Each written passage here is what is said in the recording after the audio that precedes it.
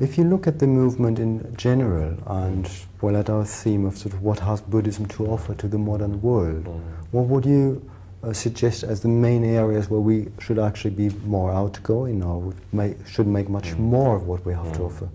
I think it's a question of being more outgoing and also more outspoken. I think we should try to make it clear whenever we get the opportunity that it's not that Buddhism has something to offer the modern world in the sense that, well, here is the modern world standing, here, more or less perfect, but just with a few things missing, which Buddhism hopes it can supply.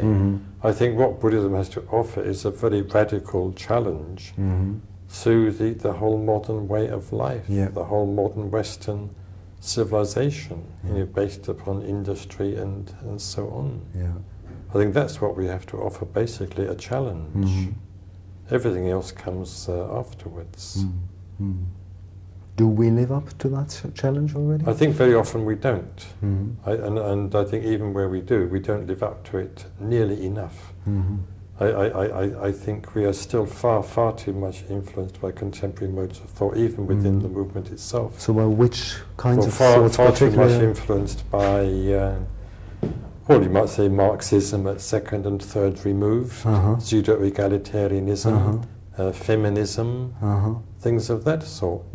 Contemporary ways of looking at art, pseudo-liberalism. I think these things influence us far too much within the movement itself, and that we're still not sufficiently based on the Dharma itself, and still not sufficiently trying to resolve problems in terms of the Dharma. And what would be the main means then for us to overcome these views? Well, a closer study of the Dharma, more discussion about the Dharma, more effort to understand the Dharma, more practice of the Dharma, more practice of meditation, and a greater willingness to discard everything in one's life that isn't in accordance with the Dharma.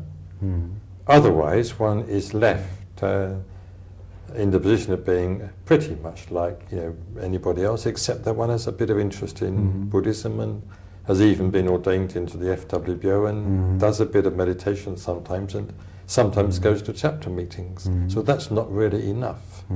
That's not a sufficiently radical challenge. It would be kind of hobby Buddhism then, yeah? Yes. Well, the very thing I criticised 20 years ago or more, and why I founded the FWBO, but because I didn't want in Britain, at least in those days, I thought just in sense of Britain, a Buddhism which was no more than a hobby.